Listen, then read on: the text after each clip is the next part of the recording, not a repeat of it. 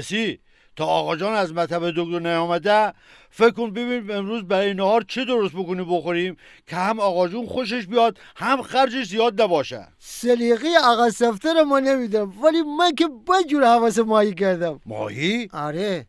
اصلا میدونستی خوردن ماهی باعث تقویت حافظه میشه؟ آره بابا، اونقدر موقع خوردنش حواست هست تیغ نره تو گلود که مغز تقویت میشه. توی این کانال سلامتی نوشته برای جذب ویتامین دی حتما هفته 2 بار باید ماهی بخوری. 2 بار؟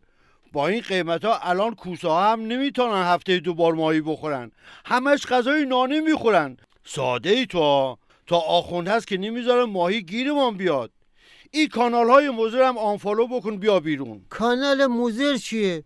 الان همه میدونن که بدن آدمیزاد نیاز شدید به ویتامین داره، باید کمبودش را جبران کرد. قربان تو برم. نابغه، بدن من اصلا مشکل کمبود ویتامین نداره. مگه میشه؟ این همه ویتامین از کجا آوردی تو؟ هفته پیش یه شامپو خریدم، اونقدر پشتش ویتامین نوشته بود اصلا حیفم آمد بزنم به سرم.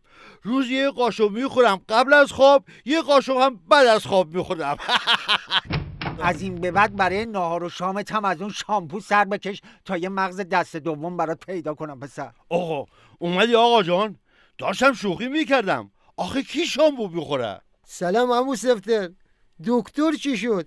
تونستی پیش دکتر بری؟ آره عمو جان، رفتم پیش دکتر متخصص، منتها ویزیتش 100,000 تومان شد. 100 تومن؟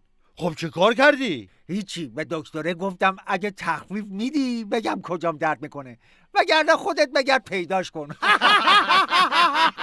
خدا لعنت کنه آخوندایی که یه دوا درمان نذاشتن برای ملت بمانه. احتمالا میخوان کاری کنن که مردم به جای دکتر برن سراغ طب آخوندی و دعانویسی و طب‌های عصر حجر. بابا شما یادتون نمیاد قدیما که جنس آخوندا رو خوب نمیشناختیم؟ من هر وقت مریض میشدم ننجونم منو میبرد پیش آخوند دعانویس.